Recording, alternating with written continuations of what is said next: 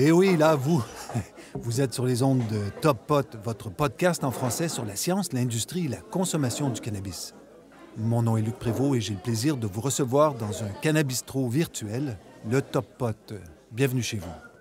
Top Pot ne donne aucun conseil. Consultez votre médecin, votre pharmacien, votre avocat, votre journaliste préféré, le législateur ou la personne de science de votre choix. Aucun des auteurs, contributeurs, commanditaires, administrateurs, toute autre personne liée à Top Pot ne peut être tenu responsable de quelque manière que ce soit de votre utilisation de l'information contenue dans le podcast. Vous allez bien? Le chanvre est bon par chez vous? Aujourd'hui, on discute des produits irradiés qui sont vendus à la SQDC. Existe-t-il un problème de cannabis irradié à la SQDC? Et si oui, de quelle nature? Quoi? Vous ne saviez pas que les producteurs autorisés utilisent l'irradiation? Remarquez, c'est un peu normal que vous ne le sachiez pas. On va y revenir. Alors ensemble, pour tenter de bien comprendre la situation, on va faire le tour de ce questionnement. Pourquoi les producteurs autorisés utilisent l'irradiation? Quels sont les avantages pour eux? Et pour vous, est-ce qu'il y en a des avantages? Quelle est la position de la SQDC dans ce débat? Voyez, ce genre de choses. Alors, par où commencer? Peut-être par le traitement journalistique initial au Québec. Oui, la première fois que les Québécois et les Québécoises peuvent lire un texte qui évoque l'irradiation du cannabis, c'est le 4 janvier 2019 dans un article d'Annabelle Blais du Journal de Montréal. Il y a un lien pour les curieuses dans les notes de l'épisode. À l'époque, il y avait seulement 47 variétés de fleurs à la SQDC et déjà l'irradiation était au cœur de la discussion sur la qualité des produits. Madame Blais sollicite dans son article l'avis de José Martinez qui dit, et là je cite l'article texto, « Ça tue les bactéries, mais attaque aussi l'intégrité des terpènes », déplore José Dominguez, qui est un maître cultivateur. Quelques jours plus tard, le concurrent La Presse donne la parole à un Américain qui affirme que l'irradiation n'est pas une bonne idée. Donc, on positionne d'emblée l'irradiation au centre de la discussion sur les qualités organoleptiques du cannabis. Dans un ouvrage intitulé « Le petit livre vert du cannabis » publié en 2018, les journalistes de La Presse et auteurs du livre, Tristan Péloquin et Philippe Mercure, évitent le sujet au complet. C'est très surprenant. On va voir pourquoi. On va citer de nouveau M. Péloquin. Donc, je vais y revenir plus tard pour expliquer autre chose. Et si on commençait par simplement comprendre, grosso modo, c'est quoi l'irradiation? Pour ne pas faire compliqué, on commence avec les explications de la SQDC. L'irradiation, peut-on lire sur son site, est le procédé par lequel on expose un produit à des rayons, généralement gamma ou rayon X, dans le but d'éliminer les bactéries, de prévenir la contamination et la moisissure, et ainsi de prolonger le temps de conservation. OK, vous le savez, quand je suis au comptoir du Top Pot, je commence toujours par un petit café. Une seconde. Hé, MJ! Salut! OK. Non, je vais prendre mon habituel. Je te remercie. On dirait qu'il y avait une promotion ici pour un nouveau produit. OK, de retour. Qu'est-ce que je disais? Ah oui, c'est quoi l'irradiation? Est-ce que vous avez un four micro-ondes? Moi, j'en ai pas. J'ai une bouilloire. Et je fais mon pop-corn à l'air chaud ou dans un chaudron familial qui a au moins 80 ans. Donc, le four à micro-ondes est inventé en 1947 par un chercheur américain. Le gars travaillait sur des technologies de radar quand il s'aperçoit que tout fond autour de lui, dans ses poches, entre autres. Du chocolat à l'époque. Après plusieurs développements technologiques en 2022, le four micro-ondes a perdu un peu de popularité, sauf dans la restauration, il est toujours très utilisé, de plus en plus en fait. Ma belle m'a raconté que lors de son dernier voyage en France, elle a vu une petite affiche dans la fenêtre d'un restaurant qui disait « Cuisine fait maison ». Les autres, ils réchauffent au micro-ondes. Donc, que ce soit dans votre micro-ondes ou dans un centre de traitement de cannabis, un rayonnement, c'est de l'énergie sous forme d'ondes invisibles. Et il existe plusieurs types d'irradiation. On va y revenir. Mais c'est peut-être le temps, et c'est utile et important, de contextualiser la dangerosité du cannabis, cette dangerosité en la comparant donc aux intoxications alimentaires avant d'aller plus loin. Santé Canada explique que les maladies d'origine alimentaire, les empoisonnements ou intoxications alimentaires, surviennent lorsqu'une personne tombe malade à la suite de l'ingestion de nourriture contaminée par un micro-organisme nuisible, qu'il s'agisse de bactéries, de parasites ou de virus. Pensons ensemble à ce que représente ce danger de manger. Quand avez-vous été malade la dernière fois après avoir mangé un plat transformé ou une salade, tout simplement? Eh bien, au Canada, c'est 4 millions de personnes qui, chaque année, sont victimes d'une intoxication alimentaire. 4 millions. Juste une seconde. Eh, merci, MG.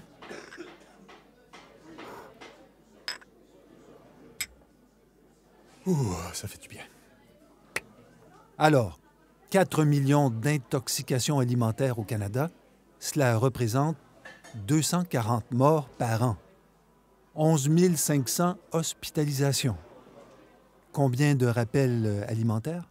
Entre 60 et 80. Voici quelques chiffres que j'ai trouvés dans une matrice super intéressante. Donc, on parle du nombre de rappels alimentaires causés par le Listeria monocytogène ou le Clostridium botulinum au Canada entre 2014 et 2019. Laitue et mets préparés, 87 rappels. Fruits et légumes, 57. Fromage, 29. Viande et charcuterie, 22. Poissons et fruits de mer, 53. Produits laitiers, 11. Volailles, 11. Donc, c'est super intéressant de voir que les fruits et légumes comme tels, c'est 57 rappels, alors que pour la laitue et les mets préparés, c'est 87. Juste pour nous donner une perspective historique, l'irradiation commence en 1958 aux États-Unis, après une découverte en 1947, on a dit. L'industrie du cannabis, comme toutes les autres industries canadiennes, a des obligations et un devoir de protection de ses consommateurs, de ses clients. Mais ces dangers intrinsèques sont toujours évoqués de façon spectaculaire. Une simple comparaison avec l'industrie de la transformation alimentaire nous a permis instantanément de relativiser cette vision apocalyptique des dangers du cannabis. Alors revenons à l'irradiation. Dans un contexte plus large, cette technique et ses variations ont beaucoup d'autres usages. L'irradiation sert à stériliser les instruments médicaux ou à zapper certains cancers. Dans l'industrie alimentaire, l'irradiation est vraiment utilisée à toutes les sauces pour réduire les risques de contamination, tout en augmentant, ça c'est très important, la durée de vie des produits sur l'étagère. Sur son site, la SQDC affirme, et là je cite texto, « Contrairement à la croyance populaire, la pratique d'une irradiation réglementée ne dégrade pas la qualité du cannabis. Elle réduit plutôt les risques de contamination pour les produits et pour les consommateurs. » Fin de la citation. L'humidité de la fleur ne serait pas modifiée par l'irradiation, mais réduirait un peu la présence des terpènes. Je trouve que c'est un peu contradictoire, surtout si on envoie de l'énergie, mais je suis prêt à vivre avec le fait que l'irradiation ne causerait pas une diminution de l'humidité de la fleur. Comme tout le monde, la SQDC cite l'étude de Arnaud Hazekemp réalisée en 2016. Arnaud, A-R-N-O, et Hazekemp, H-A-Z-E-K-A-M-P. Au final, ce sont les exigences de Santé Canada qui dirigent les actions des producteurs autorisés afin de satisfaire aux exigences de Santé Canada. Donc, certains producteurs autorisés irradient tout ce qu'ils produisent sans se poser de questions. D'autres se contentent de faire traiter uniquement certaines récoltes problématiques. Enfin, certains, grâce à leur méthode de production efficace, disons, n'ont pas besoin d'irradier leur production. Parce que le mot irradiation fait penser à l'énergie atomique, la SQDC consacre un petit chapitre à l'absence de dangerosité du processus pour les humains, quelle que soit sa consommation de cannabis. Et elle conclut en affirmant ce qui suit. Texto. Les producteurs de cannabis utilisent l'irradiation pour les mêmes raisons que les producteurs agroalimentaires, pour détruire les bactéries, les moisissures, les levures potentielles et pour lutter contre une éventuelle infestation de parasites. Pour les producteurs, cette méthode constitue le moyen le plus efficace de respecter la réglementation strictes de Santé Canada en matière de sécurité des produits. Pour en savoir davantage au sujet de l'utilisation de l'irradiation sur les produits que vous consommez, vous pouvez communiquer avec nos fournisseurs accrédités. Fin de la citation. Personnellement, je trouve que l'assertion de la SQDC à l'effet que cette méthode constitue le moyen le plus efficace, je trouve que cette assertion, cette phrase est contestable. Je ne dis pas qu'elle est mauvaise, je ne dis pas qu'elle est bien sentie, je dis qu'elle est contestable, c'est tout. Mais élargissons notre propos pour bien comprendre la situation. L'irradiation ne sert pas que dans le domaine de l'alimentation ou dans le cannabis. L'irradiation, c'est aussi la stérilisation des objets. Pensez à un scalpel. Ou pensez à une sonde. Il y a quelques années, une enquête journalistique a révélé que certaines sondes qui devaient servir une seule fois, c'était écrit sur le paquet, à jeter après usage, eh bien, ces sondes étaient systématiquement réutilisées. Après irradiation, évidemment. L'irradiation sert aussi dans de nombreux traitements contre le cancer. Ce que j'ai appris, c'est qu'il y a aussi des applications en chimie industrielle. Dans l'industrie du bijou, par exemple, la joaillerie, on utilise l'irradiation pour transformer la couleur de certaines pierres précieuses comme le topaze. Ça, je ne savais absolument pas. En fait, ça m'a un peu éclaté le cerveau. En passant, votre téléphone émet aussi des radiations. Mais pas assez pour faire éclater votre maïs, c'est sûr. En fait, je dois retirer ce que je viens de dire. Par curiosité, je me suis dit, Luc, est-ce possible de faire éclater du maïs avec plusieurs téléphones? La réponse est oui. Avec un seul téléphone? Oui, aussi. Les curieuses vont trouver un lien pour une vidéo dans les notes de l'épisode. Donc, on peut faire éclater du maïs avec un seul téléphone. En 2022, quels sont les produits alimentaires qui peuvent être légalement irradiés? Le site de Santé Canada précise que seules les pommes de terre, les oignons, le blé, la farine de blé entier, les épices entières et moulues, ainsi que les assaisonnements déshydratés peuvent être légalement irradiés. Étrangement, le cannabis ne fait pas partie de cette liste. Mais l'irradiation n'est pas obligatoire et reste un choix du producteur alimentaire. Est-ce que tous les cas d'intoxication sont causés par des produits mal irradiés ou non irradiés? C'est impossible de savoir. Impossible pour moi, en tout cas. Là où ça devient intéressant, c'est que les produits irradiés doivent être signalés par le symbole international de l'irradiation. Mais ce n'est pas tout. L'étiquette doit aussi mentionner le produit irradié. Si l'ingrédient irradié constitue plus de 10 % du produit final, il devra être mentionné nommément comme étant irradié sur l'étiquette. Je vous donne un exemple. Imaginons un produit qui contient 10 ingrédients irradiés. Parmi ces 10 ingrédients, il y en a un qui fait moins de 10 % du produit final. Alors l'étiquette devra porter le Radura, le logo officiel, et devra mentionner nommément les 9 autres produits comme étant irradiés. Le Radura, donc, vous le savez maintenant, c'est le nom du logo qui signale l'irradiation. Ça s'écrit R-A-D-U-R-A. En soi, l'irradiation n'est pas une garantie. Il s'agit d'une mesure de réduction des risques. Un exemple, si votre pote a un mauvais goût avant l'irradiation, il aura un mauvais goût après l'irradiation, et ainsi de suite. Dans la vraie vie, on ne peut pas zapper n'importe quoi, n'importe comment. Au Canada, c'est l'Agence canadienne d'inspection des aliments, la CIA, qui gère l'application des règles qui soutiennent la loi sur les aliments et drogues. Et c'est le règlement sur les aliments et drogues qui s'occupe de toute la poutine, comme les types et sources de rayonnement approuvés et le protocole de traitement. Quoi? Il y a plusieurs sortes d'irradiation? Eh oui, eh oui, tout n'est pas simple, mais c'est pas compliqué pour autant. Et les producteurs autorisés ont leurs préférences. Au Canada, il y a 3 sources de radiation approuvées dans le domaine alimentaire. Les faisceaux d'électrons, ou en anglais E-beam, les rayons X et les rayons gamma.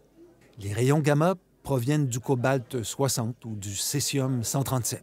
Ils sont utilisés couramment pour stériliser, on en a parlé, les produits médicaux, dentaires ou ménagers. Ils sont également utilisés pour le traitement du cancer par rayonnement. Les rayons X, eux, que tout le monde connaît, sont une réflexion d'un flux d'électrons, une sorte de rayonnement électromagnétique.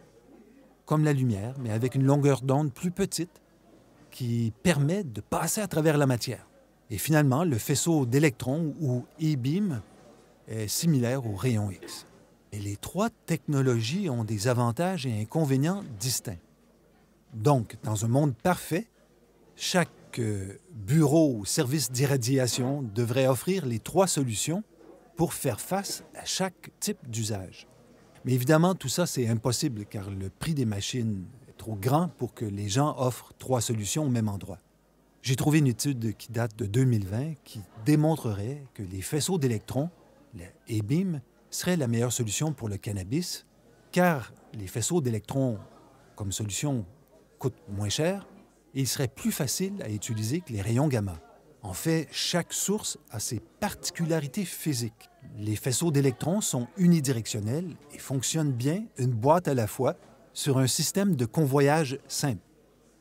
Les rayons X, eux, peuvent traiter plusieurs objets à la fois, plusieurs boîtes, sur un système de convoyage élargi, mais le traitement est plus lent qu'avec les faisceaux d'électrons. Finalement, les rayons gamma émettent, eux, dans toutes les directions. Cela permet d'utiliser une dose plus faible pour traiter plusieurs objets, des boîtes, des palettes ou contenants autres, sur des systèmes de convoyage complexes. J'ai trouvé un document fascinant d'une centaine de pages qui fait le tour de la question. Son titre est « Comparaison entre les installations de traitement des rayons B, gamma et rayons X ». Il y a évidemment un lien dans les notes de l'épisode. Donc, on a une industrie qui utilise une recherche, la même que celle mise de l'avant par la SQDC, pour prouver que l'irradiation est une bonne solution pour le cannabis. On l'a dit, mais je le répète, il s'agit d'un papier d'Arno Eyskemp. Eyskemp est né en 1976 et c'est un Néerlandais qui s'est créé une belle réputation en travaillant avec la société Bedrocan en Hollande. Le gars a déjà 61 publications derrière la cravate. Une licence en biologie moléculaire, une maîtrise en sciences biopharmaceutiques et une thèse publiée en 2007 sur l'utilisation médicale du pot. En 2016, Eyskemp décide de s'intéresser aux effets de l'irradiation du cannabis avec les rayons gamma. Ses conclusions sont claires. 1. L'irradiation n'affecte pas la qualité des fleurs de cannabis. 2. L'irradiation ne rend pas le cannabis plus sec. 3. Les terpènes souffrent de l'irradiation, mais leurs profils généraux restent facilement identifiables. Cette recherche confirme des résultats similaires obtenus avec de la coriandre, résultats obtenus quelques années plus tôt. Avec le pragmatisme des Bataves, un Batave, c'est un Hollandais, Eyskemp affirme que cette perte de terpènes causée par l'irradiation correspond à une perte similaire à celle d'une fleur qu'on aurait laissée sur le comptoir de cuisine d'une cuisine pendant une semaine.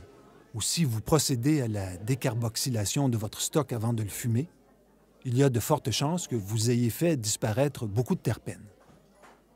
La bonne nouvelle, si l'irradiation détruit certains terpènes, aucun nouveau composé n'est formé, donc aucune dégradation qui produirait des nouveaux composés.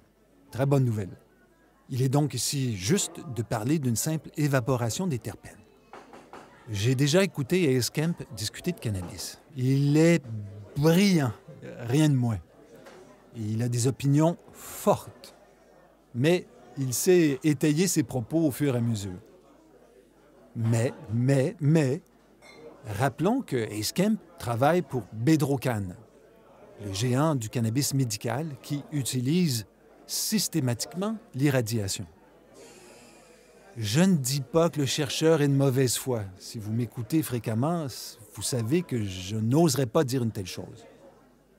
Je dis simplement qu'il ne nomme aucun conflit d'intérêt dans sa recherche, ce qui, en soi, est discutable. Je ne dis pas qu'il a tort, je dis que ça se discute, pas de la personne, le contexte. Comme toute l'argumentation de la SQDC ou de l'industrie au complet repose sur cette recherche unique, je vais mettre sur pause là pendant quelques secondes pour prendre un peu de recul. Le Canada a légalisé le cannabis en se basant sur de multiples études. En même temps, en 2021-22, la France, un pays entre autres, il y en a d'autres évidemment, mais parlons de la France qu'on connaît un peu ici, au Québec. La France, elle, se sent obligée, malgré les tonnes de recherches publiées. La France se sent donc obligée de procéder à ses propres recherches avant de légaliser le cannabis médical. Et hop, on part pour une expérimentation de 3 ans afin de vérifier que les Canadiens ne se sont pas trompés. Chaque pays semble vouloir faire ses propres recherches, malgré tout ce que l'on sait déjà. C'est bien. On ne peut pas leur reprocher ça. Le Québec fait la même chose avec le gouvernement actuel qui va financer des recherches pour démontrer la dangerosité du cannabis. J'en ai parlé dans l'épisode de 78 intitulé « Balade dans la tête du législateur ». Voici ce que je disais dans cet épisode. Le but ultime du programme de recherche proposé est clair. Il vise à améliorer les connaissances sur la consommation de cannabis à des fins non médicales dans une perspective de prévention et de réduction des méfaits. On ne tente absolument pas de comprendre les bienfaits du cannabis. Ici, le gouvernement ne s'intéresse qu'à la dangerosité du cannabis, aucunement à ses bienfaits. C'est la vie, c'est comme ça. Fin de mon autocitation. OK. Ça prend beaucoup de recherches pour prouver ce que tout le monde sait déjà. Ça prend beaucoup de recherches dans beaucoup de pays. Mais ici, on a une seule étude, publiée par un scientifique qui utilise commercialement la solution qui est le sujet de son étude. Nouvelle précaution oratoire. J'ai beaucoup de respect pour Bedrocan, qui a su se retirer du marché canadien qu'il trouvait trop tout croche, et j'ai beaucoup de respect pour Ace Kemp, un vrai phare dans son genre. Mais d'un côté, il faut faire des recherches pendant des années, les mêmes recherches d'ailleurs, mais ici, comme ça, par hasard, une seule étude doit suffire pour faire taire celles et ceux qui ont des doutes, juste des doutes. L'étude est publiée en 2016. Pourquoi personne ne s'intéresse aux autres recherches sur le même sujet? Moi, je vais le faire. Je vous donne un exemple, un seul exemple. Une recherche plus récente, de 2020. Une recherche en plus imaginée, menée avec une licence de Santé Canada. Comment ose-t-il? Est-ce vraiment raisonnable? Une recherche sans accroc éthique. Le titre original, « The Effect of Cannabis Dry Flower Irradiation on the Level of Cannabinoids, Terpenes and Anti-Cancer Properties of the Extracts ». Ma traduction, l'effet de l'irradiation de la fleur sèche de cannabis sur le niveau des cannabinoïdes, des terpènes et des propriétés anticancéreuses des extraits. Les chercheurs ont testé 4 variétés de cannabis. Après l'irradiation, les cannabinoïdes et terpènes ont été testés en 2020 avec une licence de recherche de Santé Canada, je le répète, pour bien faire. Et si les résultats sont différents, très troublants, et pour des raisons complètement opposées parfois. L'irradiation des fleurs a entraîné une augmentation du niveau des cannabinoïdes. On a également constaté une augmentation de la teneur en terpènes chez certains cultivars. Si on s'arrête là, on peut dire « Mais c'est merveilleux l'irradiation !» si elle permet une augmentation du niveau de THC. Mais, la recherche démontre aussi que l'irradiation des fleurs a modifié les propriétés anticancéreuses de 3 des 4 extraits testés. J'espère que je ne fais pas trop dans le dramatique, là. Je ne suis pas un comédien, mais je me suis laissé emporter peut-être. Là, je vais citer texto une partie de la conclusion de l'étude. L'analyse de l'effet antiprolifératif des extraits sur plusieurs cellules cancéreuses a également révélé des changements dépendants du cultivar. Cela peut potentiellement poser un problème si les propriétés médicinales de cultivars spécifiques ont été étudiés avant l'irradiation et que le produit effectivement utilisé pour traiter les patients a été fabriqué à partir de tissus irradiés. Notre recherche met en évidence ce problème potentiel qui peut être évité en étudiant les propriétés médicinales d'un cultivar cannabis donné après l'irradiation des fleurs. Fin de la citation. Est-ce que vous réalisez l'importance de la conclusion? L'irradiation détruirait les propriétés anticancérigènes des fleurs irradiées. Je suis en bas de ma chaise. Oups! Je suis presque tombé. Désolé. C'est très perturbant comme résultat de recherche. Une étude, je le répète, effectuée avec une licence de recherche octroyée par Santé Canada. On n'est pas... Je nommerai pas de pays parce que je ne veux pas me faire d'amis nulle part.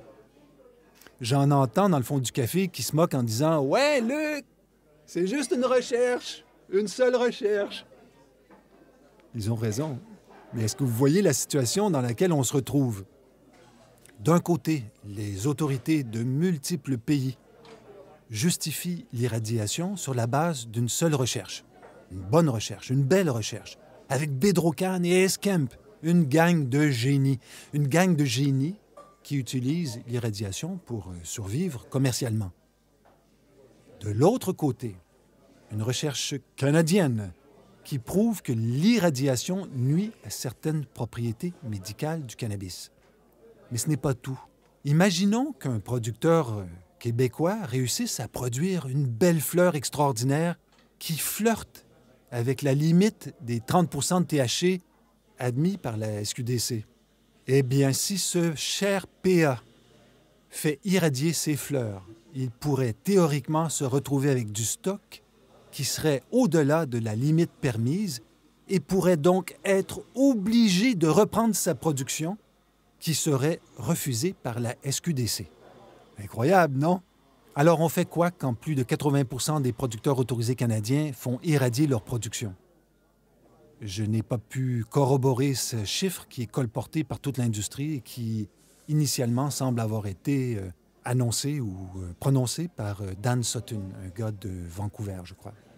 On se retrouve avec une étude de 2016 qui dit que l'irradiation, c'est du bonbon. Et une autre de 2020, plus proche de nous, avec une licence de Santé Canada, qui dit que l'irradiation détruit certaines propriétés du cannabis et pas des petits terpènes anodins, là. On fait quoi? La première question qui me vient à l'esprit, c'est quelles sont les alternatives? Ben oui, il y a des alternatives. Les traitements au plasma, par exemple. Les supporters de cette technologie affirment que l'irradiation pour tuer le méchant dans les cocottes de potes, c'est comme utiliser un bazooka pour tuer une mouche. Alors, pourquoi traiter tout le matériel biologique d'une fleur quand la contamination n'existerait, par exemple, qu'à sa surface? Pourquoi irradier quand on sait que certains pays européens interdisent cette pratique? Ah, le Canada qui veut tant exporter partout. Eh bien, l'irradiation met fin à ce vœu ou à ce rêve. Ici, donc, l'idée de stériliser sans irradier. Et c'est possible avec le plasma. En biologie, le plasma, c'est donc une partie liquide du sang au sein de laquelle les cellules sanguines sont en suspension. En physique, c'est autre chose. Le plasma est un état de la matière portée à très haute température, matière composée de molécules gazeuses, d'ions et d'électrons. Ainsi, un gaz peut être transformé en plasma. Il y a aussi du plasma dans le vaisseau entreprise de Star Trek. Hein? Moi et ma belle, on s'amuse souvent à reprendre la séquence d'un épisode où le capitaine crie « Plasma venting! Plasma venting! » après avoir été frappé par une torpille quantique. Si ma mémoire est bonne, c'était le capitaine Picard. Revenons à notre traitement au plasma qui ne pénètre pas profondément le cannabis. Il agit uniquement en surface pour tuer les bactéries et microbes sans toucher le reste de la fleur. Si la technologie est complexe, son utilisation ne nécessite pas un doctorat. C'est aussi simple que de mettre une pizza au four ou comme faire chauffer de l'eau dans un four micro-ondes. Tu ouvres la porte, tu places ton stock, Tu choisis le programme et hop, tu attends bêtement la sonnerie. Et comme sur tous les nouveaux fours, tu peux choisir un programme qui auto-nettoie l'appareil après un traitement pour éviter de contaminer évidemment la fournée suivante. Voilà donc une alternative intéressante. Il y en a d'autres. J'ai découvert, par exemple, une société québécoise qui s'appelle Inodal, I-N-N-O-D-A-L. Inodal offre une nouvelle gamme de solutions antimicrobiennes. J'ai écouté un court vidéo sur YouTube et j'ai décidé d'appeler la compagnie pour en savoir plus. Vous auriez dû me voir au téléphone quand j'ai reconnu la voix du gars qui faisait la démonstration dans la vidéo. C'est Laurent Dallaire, le grand boss, qui a répondu quand j'ai appelé au numéro général de l'entreprise. On a eu une longue discussion, il a été très généreux, et il m'a dit qu'Inodal avait déjà pensé explorer les problématiques spécifiques à l'industrie du cannabis. La solution qu'il propose utilise des peptides qui ne produisent aucune modification de la composition de l'aliment ou de ses propriétés organoleptiques. C'est donc une autre solution facile à installer et à utiliser qui permet un dosage précis dans un environnement qu'on appelle le grade alimentaire. Une telle solution pourrait être facilement installée chez un producteur autorisé, ce qui permettrait d'éviter des frais de transport et de manutention, entre autres. Ça, en plus, c'est une solution québécoise. Est-elle au point aujourd'hui pour le cannabis? M. Dallaire me dit que non. Mais c'est une possibilité si le besoin se faisait sentir. Si on veut intervenir encore plus en amont, c'est possible. Et on peut regarder ce que fait un producteur autorisé, par exemple, comme Flowr, F-L-O-W-R, qui a décidé d'offrir un produit sans irradiation pour se différencier de la compétition en développant des systèmes de culture intégrés dans des environnements hyper contrôlés pour faire pousser des cultivars sélectionnés de qualité supérieure. Évidemment, ils ne sont pas les seuls à être capables de produire des fleurs non irradiées, mais eux semblent avoir une méthode. Il y a aussi des producteurs québécois qui réussissent le même exploit. Juste Feu, qu'on connaît bien sur Top Pot, est un exemple de producteur autorisé qui ne fait pas irradier ses fleurs.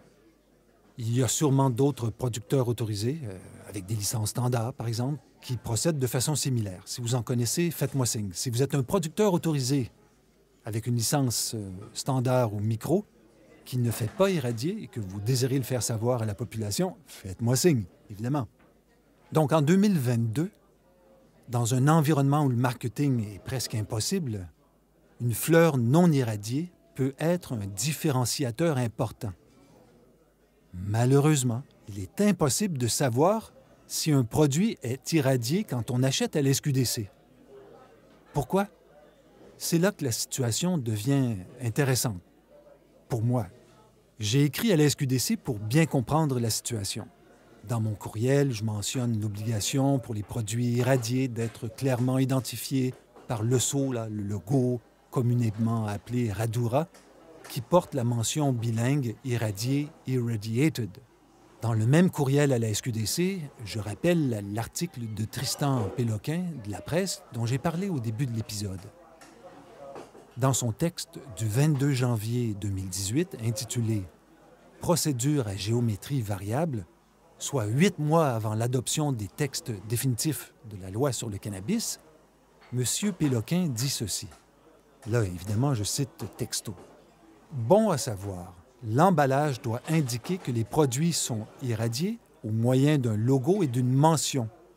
Le cannabis irradié devrait donc s'afficher ainsi. » Fin de la citation. J'ai donc été un peu coquin et j'ai demandé à M. Fabrice Giguère, le porte-parole de la SQDC, de m'expliquer les raisons pour lesquelles ce logo est absent de tous les produits irradiés vendus à la SQDC. Dans le fond du café, j'en entends encore qui disent « Luc, on s'en fout, c'est partout comme ça au Canada. » C'est pas parce que c'est partout comme ça que c'est mieux. Donc, avant de partager avec vous les éléments de réponse du porte-parole de la SQDC, je veux simplement préciser que les fleurs de cannabis ont toujours été, depuis le début de l'humanité, un produit comestible. Que ceux et celles qui ne se sont jamais fait une tisane d'herbe lèvent la main. Dans le café ici, je peux vous en attester, personne n'a levé sa main. Personne. Non, c'est pas vrai. Il y a quelqu'un qui vient de lever sa main, mais c'est pour me poser une question. Pas maintenant. Je suis en train d'enregistrer l'épisode, quand même. D'ailleurs, j'ai pris la peine de vérifier avant d'entrer dans mon studio Top Pot qu'un produit qui s'appelle Tisane Lavande Camomille de la compagnie Evry, E-V-E-R-I-E, eh bien, ce produit est disponible à l'SQDC. Il s'agit officiellement d'une infusion, selon la description officielle sur le site du Pocheux d'État.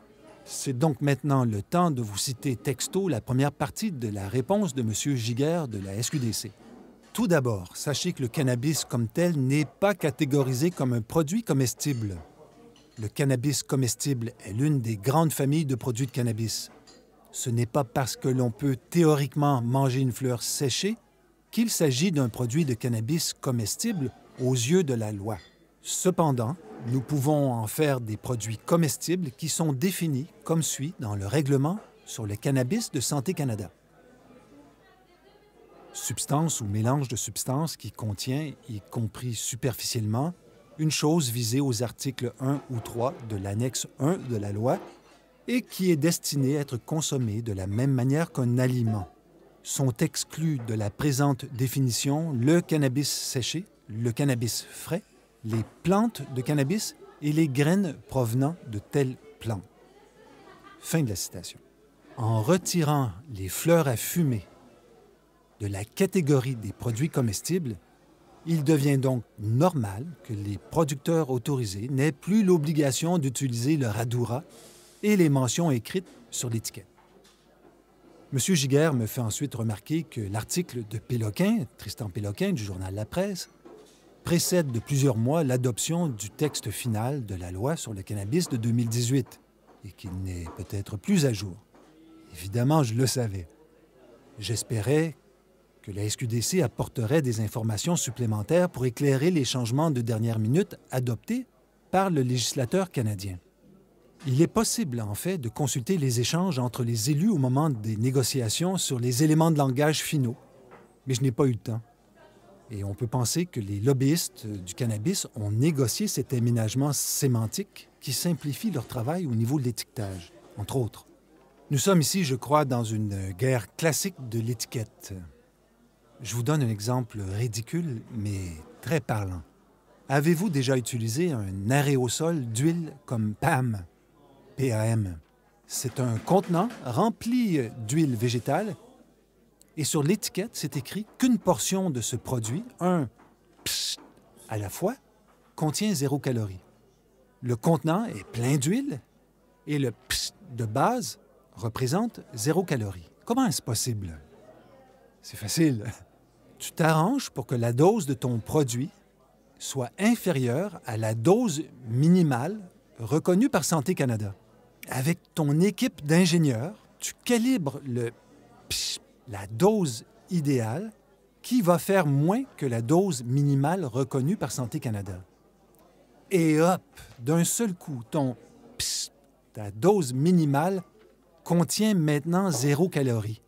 Et les gens qui suivent des régimes aiment ton produit car chaque dose contient 0 calories.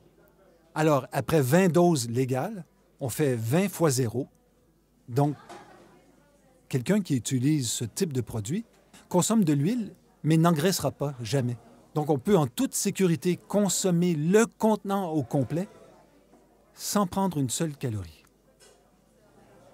La prochaine fois que vous allez passer dans cette rangée au supermarché, vous allez penser à Top Pot. Il y a d'autres exemples aussi ridicules. Mais celui-là, je crois, suffit.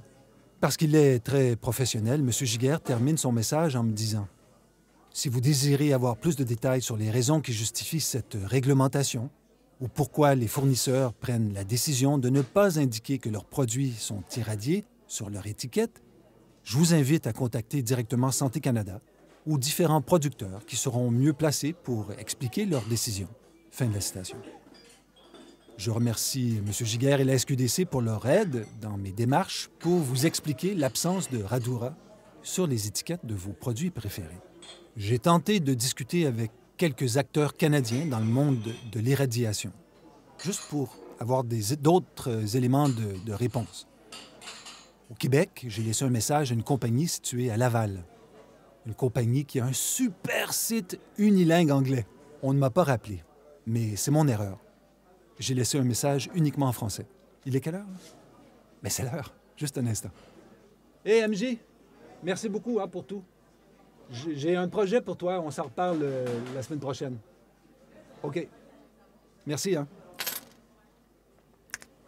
OK, je me ramasse. J'ai aussi discuté avec Gordon R. Dobrint du labo Steris en Ontario et Nina Aka, qui est la personne responsable de la qualité des produits chez le producteur autorisé Freedom Cannabis. J'attends encore des réponses d'eux.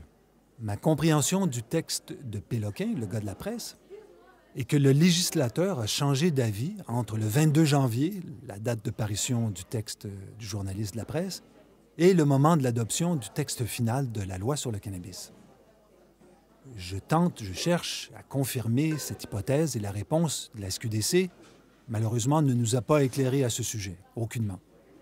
Mais ce n'est pas son mandat. Alors, on va conclure du mieux que je peux.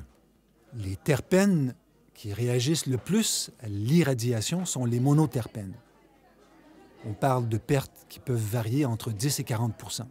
Cette perte a aussi été comparée à la perte qui peut se produire quand on entrepose son cannabis dans un sac de papier, là, tout bêtement, selon une étude publiée en 1996. On sait aussi que les effets de l'irradiation sur un terpène en particulier peuvent varier en fonction des différents cultivars. C'est peut-être une conséquence non documentée de l'effet d'entourage. Est-ce que le goût et l'odeur des fleurs peuvent être modifiés par l'irradiation? On n'a pas encore de preuves formelles, même si on sait que les terpènes sont affectés. Par contre, ce qui est clair, c'est que l'irradiation ne remplace pas des bonnes procédures normalisées de production. Les fameux SOP en anglais, là, Standard Operation Practices. L'absence de ces procédures est une invitation au désastre et à des coûts de production plus élevés. D'ailleurs, un aliment ou une fleur de cannabis qui a été irradié et identifié comme tel n'est pas un gage d'absence de danger. Pourquoi? Parce que si vous envoyez vos fleurs sur des palettes, par exemple, vous allez devoir les manipuler, les conditionner après l'irradiation. Et il est possible de les recontaminer. Non seulement c'est possible, mais ça arrive souvent. Des fleurs irradiées dans le meilleur labo au monde peuvent être manipulées ensuite par des cabochons dans des conditions d'insalubrité totale. Pour ma culture personnelle, j'ai pris le temps d'écouter un webinaire organisé par l'association C45 dont j'ai parlé ici à 2 ou 3 reprises. Et c'est là où j'ai croisé Nina Aka et Gordon Dobrint. Il y avait une troisième personne, Raj Mattu, M-A-T-T-U. En gros, voici les conclusions de ce que j'ai compris de leur présentation. 1. Irradier un produit ne veut pas dire qu'il était mauvais au départ. 2. Plus votre produit reste longtemps dans les étagères, plus le danger augmente. Et j'ajouterai personnellement, surtout si vous ajoutez des Boveda pour humidifier votre produit. 3. Dans un monde idéal, on n'irradie pas les fleurs pour régler un problème. L'irradiation devrait être perçue comme une mesure de sécurité supplémentaire. Alors, dans les bruits de couloir, autour des moulins à rumeurs, les histoires d'irradiation qui ont mal tourné sont nombreuses, trop nombreuses. L'épisode d'aujourd'hui nous a à peine permis d'entrouvrir une fenêtre sur cette pratique qui semble être souvent utilisée comme une béquille plutôt que comme un remède précis. Je pense que les consommateurs ont le droit à plus d'égards et à défaut d'une déférence de bonne loi, je crois que le consommateur a le droit à beaucoup d'informations et de l'information précise. Dans ma tête, beaucoup de questions persistent. Et si je trouve des réponses, je les partagerai avec vous dans de futurs épisodes. Forcément, on va revenir sur les radiations un jour ou l'autre. Est-ce que le fait de catégoriser comme des produits non comestibles les fleurs destinées à être fumées est le résultat du lobbying de l'industrie du cannabis? Il me semble que c'est une bonne question. Si la catégorisation des fleurs à fumer comme produits non comestibles n'est pas le fait de pression de l'industrie du cannabis, évidemment, automatiquement, une nouvelle question surgit. Si l'irradiation est un procédé si merveilleux et bénin, pourquoi les producteurs autorisés n'ont-ils pas la fierté d'apposer le Radura, le logo de l'irradiation, sur leur étiquette? Il me semble que ce serait une façon subtile de dire aux consommateurs « On vous aime tellement qu'on réduit nos profits afin de vous faire bénéficier d'un peu d'irradiation. » Pourquoi obliger les consommateurs à contacter le producteur autorisé pour savoir si ces fleurs sont irradiées? À défaut d'être une mention obligatoire sur l'étiquette, les commis de la SQDC devraient pouvoir communiquer cette information aux consommateurs. Ça, c'est ma perception de leur rôle. Et finalement, est-ce que les producteurs autorisés qui n'irradient pas leurs fleurs, est-ce qu'ils devraient créer leur propre logo pour confirmer sur les étiquettes l'absence d'irradiation qui, du même coup, signale plus de terpènes? Nous sommes ici dans une situation qui rappelle la présence des organismes génétiquement modifiés sur les étiquettes. Voici ce que dit le site OGM Québec, un site gouvernemental québécois. Pour l'instant, il n'existe au Canada aucune norme particulière visant à rendre l'étiquetage obligatoire pour les aliments avec OGM. Fin de la citation. On est en 2022. C'est plate, mais on dirait que c'est plus facile de savoir ce que tu mets dans le moteur de ta voiture que ce que tu mets dans ton corps. Et voilà, c'était le 97e épisode de Top Pot. Questions, commentaires, critiques, n'hésitez pas à m'écrire, lucprévost@hotmail.com. Je vous remercie pour votre écoute, évidemment, vos partages et vos suggestions. Allez, bonne semaine, beaucoup de bien-être et bon chanvre.